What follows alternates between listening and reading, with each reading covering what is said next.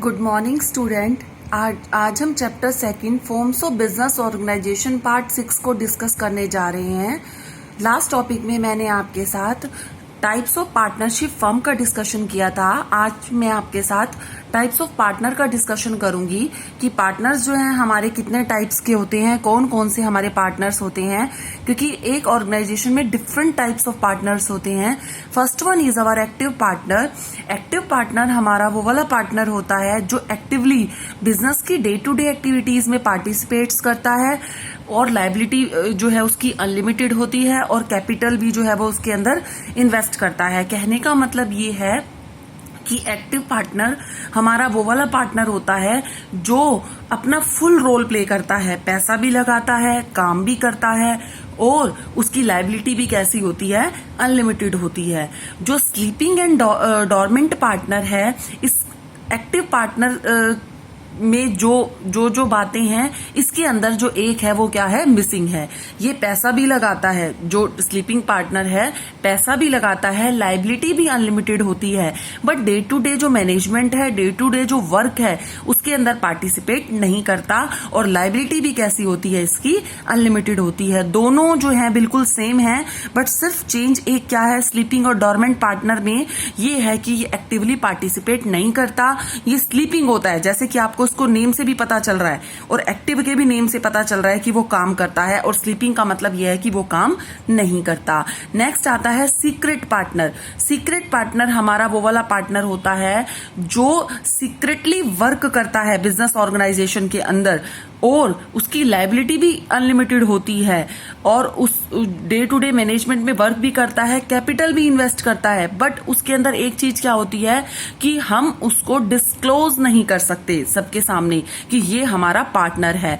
तो इसके अंदर वो जो ऊपर वाला एक्टिव पार्टनर है उसको डिस्क्लोज कर सकते हैं, बाकी सारी बातें इसके अंदर वही सेम है कि इसको डिस्क्लोज नहीं कर सकते। वो काम भी करेगा, एक्टिवली पार्टिसिपेट भी करेगा और कैपिटल भी इन्वेस्ट करेगा और लायबिलिटी भी उसकी अनलिमिटेड होगी, बट उसको हम सबके सामने डिस्क्लोज नहीं कर सकते, सबको ये नहीं कह सकते कि ये हमारा पार्टनर है। नेक्स्ट आता है हमारा नॉमिनल पार्टनर। नॉमिनल पार्टनर हमारा वो वाला पार्टनर होता है जो क्या करता है, पैसा भी नहीं लगाता, ना पैसा लगाता है, ना काम करता है, वो ना प्रॉफिट लेता है। वो ऐसा पार्टनर होता है जो सिर्फ अपना नाम देता है। जैसे कि ए की गुडविल अच्छी है, बी की गुडविल कम है। बी को लग रहा है कि अगर मैं ये शो कर दूं कि ए मेरा पार्टनर है तो मेरा बिजनेस जो है वो बढ़ सकता है, तो इस कंडीशन में ए बी को अपनी गुडविल देता है कि ये दिखाता है लोगों को कि मैं इसका पार्टनर हूं और फिर उसके बाद वो उसके अंदर कोई काम नहीं करता, ना पैसा लगाता है, ना ही वो प्रॉफिट लेता है, बट हाँ उसकी लायबिलिटी जो है वो भी क्या बन जाती है, अनलिमिटेड, क्योंकि वो पार्टनर शो करता है अपने आप को। नेक्स्ट आता है पार्टनर बाय एस्टोपल। इसके अंदर पार्टनर बाय एस्टोपल का मतलब ये होता है कि he is one who by his word और conduct give impression to outside world that he is a partner of the firm, whereas actually he is not. His liability is unlimited toward the third party who has entered into dealing with firm on the basis of pretension। कहता है कि जो partner by estoppel होता है वो ये होता है कि वो ये कहता है कि मैं इस ऑर्गेनाइजेशन का पार्टनर हूं, खुद कहता है, अपने मुंह से कहता है कि मैं इस ऑर्गेनाइजेशन का पार्टनर हूं, इस फर्म का पार्टनर हूं, बट एक्चुअली वो उसका पार्टनर नहीं होता। हाँ उसकी लायबिलिटी जो है वो अनलिमिटेड हो जाती है क्योंकि वो अपने मुंह से ये बात कह देता है कि मैं इस फर्म का क्या हूं, पार्टनर हूं। और थर्ड पार्टी जैसे कि ए और बी दो पार्टनर हैं जिसमें से बी जो है वो एस्टोपल पार्टनर है और उन्होंने सी से कॉन्ट्रैक्ट किया है और अगर सी के कॉन्ट्रैक्ट को पूरा नहीं किया जाता तो ए और बी दोनों इक्वली लायबल होंगे उस कॉन्ट्रैक्ट को पूरा करने के लिए। पार्टनर बाय होल्डिंग आउट, ये वो होता है पार्टनर जो गलती से डिक्लेयर हो जाता है पार्टनर का, जब एक्चुअली में वो नहीं होता, बट जब उसको पता चलता है, वो अवेयर होता है इस बारे में, उस टाइम पर वो उस बारे में मना नहीं कर सकता, ये नहीं कह सकता कि हाँ मैं पार्टनर नहीं हूं, और उसकी भी लायबिलिटी क्या होती है, अनलिमिटेड होती है, क्योंकि वो डिक्लेयर हो जाता है उस फर्म का पार्टनर, इसलिए उसकी लायबिलिटी भी क्या हो जाती है, अनलिमिटेड हो जाती है। नेक्स्ट आता है हमारा minor as a partner. Minor as a partner का मतलब क्या होता है, पहली बात तो माइनर कौन होता है, माइनर वो पर्सन होता है जो 18 ईयर्स की एज से क्या होता है, बिलो होता है। ये वो पार्टनर होता है जो कॉन्ट्रैक्ट में एंटर करने के लिए कैपेबल नहीं होता। 18 साल से कम उम्र का पार्टनर नहीं बना सकते, क्योंकि किसी प्रॉब्लम के अराइज होने पर कोर्ट में उसके लिए केस भी हम फाइल नहीं कर सकते हैं या उसको सजा भी नहीं दिलवा सकते हैं। बट हाँ, अगर माइनर जो है पार्टनर बन जाता है, पार्टनरशिप फर्म जो है आपस में डिस्कस करते हैं जो और पार्टनर्स हैं और उसको पार्टनर बना देते हैं, तो उस केस के अंदर जो वो पार्टनर है हमारा, वो प्रॉफिट के अंदर जो है शेयर लेता है, बट लॉसेस के अंदर उसका कोई भी शेयर नहीं होता और उसकी लायबिलिटी भी कैसी होती है, लिमिटेड होती है। नेक्स्ट टॉपिक आता है हमारा आपके सामने, that is partnership deed.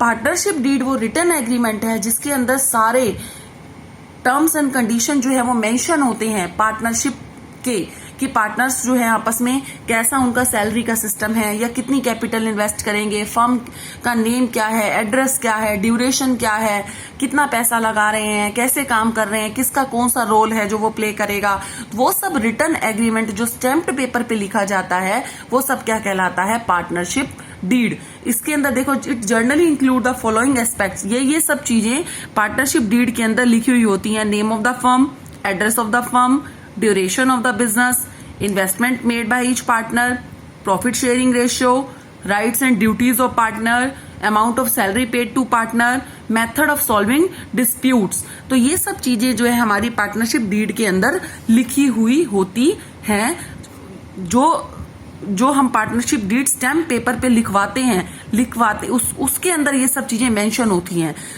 Next हमारा पॉइंट आता है, that is registration of partnership firm. हर एक फर्म का रजिस्ट्रेशन होना जरूरी नहीं होता, कोई जरूरी नहीं है कि पार्टनरशिप फर्म का रजिस्ट्रेशन होना जरूरी हो, बट हाँ, रजिस्ट्रेशन अगर हो जाता है, अगर हम रजिस्ट्रेशन हो जाता है तो उसके हमें काफी बेनिफिट मिलते हैं, और अगर रजिस्ट्रेशन नहीं होता तो उसके हमें काफी नुकसान भी होते हैं। तो इसके अंदर देखो, इधर लाइन में दे रखा है, द कंसिक्वेंसेस ऑफ नॉन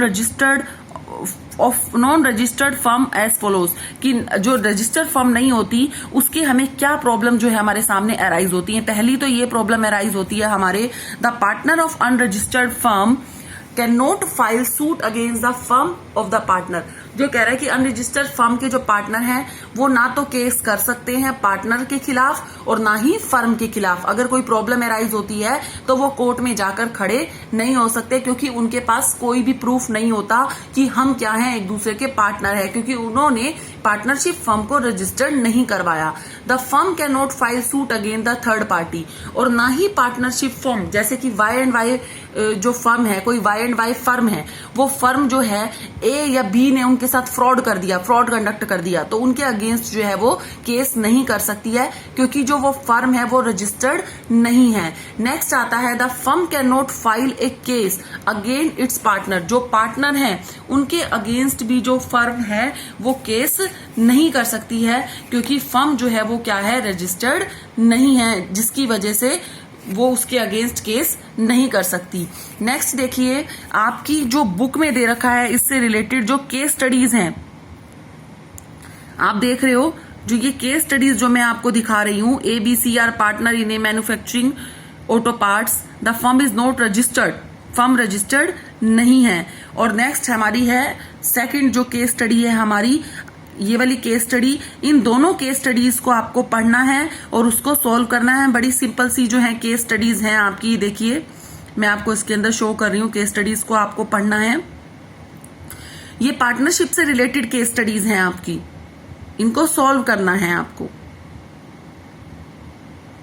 और पार्टनरशिप का जो टॉपिक है हमारा, यहीं पर आके जो पार्टनरशिप का जो टॉपिक है ये खत्म होता है। जो नेक्स्ट अब हम करेंगे that is joint Hindu family business, और पार्टनरशिप जो है हमारी यहाँ पर खत्म होती है आपकी यहाँ पर, कि रजिस्ट्रेशन ऑफ पार्टनरशिप फर्म। और जो केस स्टडीज मैंने आपको दी हैं वो आपको क्या करनी है, सॉल्व करनी है। जो ये केस स्टडीज जो मैं आपको दिखा रही हूँ, ये केस स्टडीज आपको क्या करनी है, सॉल्व।